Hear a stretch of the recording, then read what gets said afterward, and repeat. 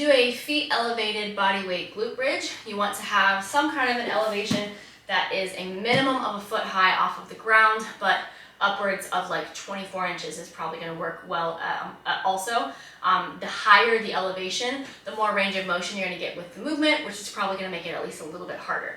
So whatever you got available to put your feet on, a chair, a couch, a bench, any of that will work. You're going to lay back onto your back and then put your feet in your normal glute bridge position. So your feet should be about a hip's width wide. Toes are going to be turned out about 45 degrees. And then you also want to be set up to where your thighs are just about perpendicular to the floor. So mine might not be exactly, but this is pretty much the starting position. You don't want to be too far away, because if you're out here, you're going to feel it mostly in your hamstrings. And if you're too close, you're not going to be able to get as much range of motion. You might feel it more in your quads. Okay, so thighs about perpendicular to the floor.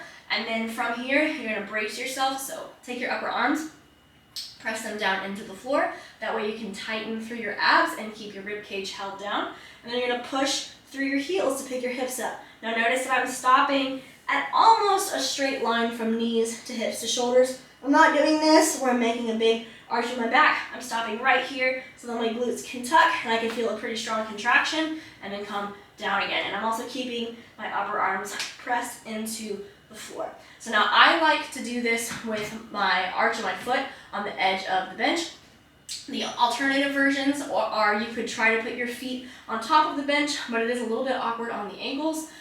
Or you can actually place your heels on top of the bench and do the same thing. And you might still feel a great amount of contraction through the glutes. You might also feel it some in your hamstrings just because of the nature of where your feet are located. But either of those is fine. But however you do it, try to do it consistently throughout. Okay, so try to do at least upwards of like 20 to 30 repetitions of these, but you can go even higher if this is pretty easy for you, or you can also move to a higher elevation with your feet.